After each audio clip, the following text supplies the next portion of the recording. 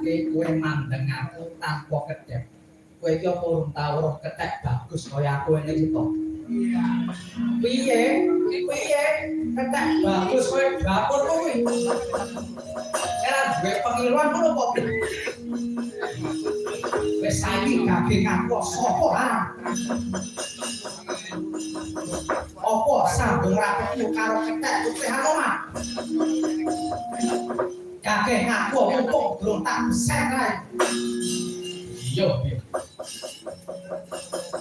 ana daya ora disuguhi malah tembungmu kebak iso. Nganggep aku kaya ora getan wujud tuwuh. Ora idem.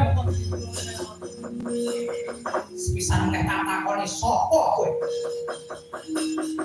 Wis to.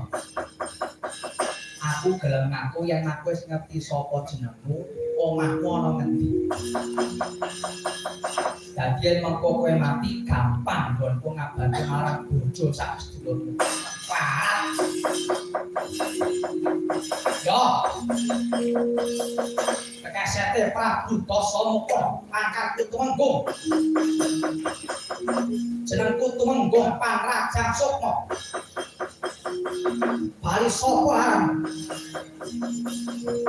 Putane Prabu Rama Wijaya aranku Jayawanggata.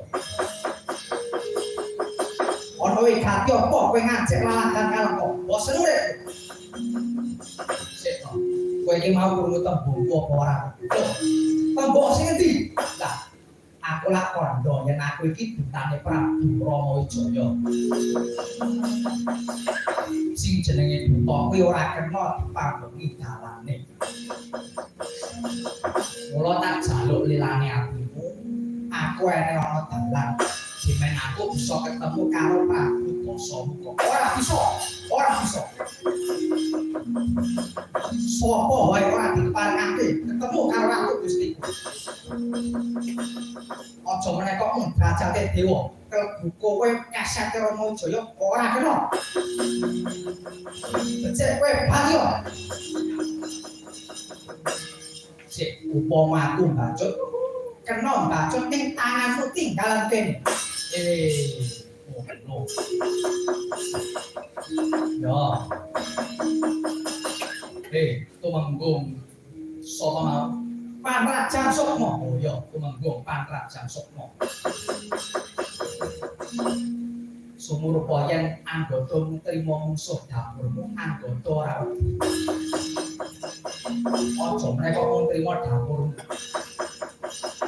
Royokan wong sak alengka anggota ora bakal dikrek ulu salompo. Parah sugih kendel pondoan.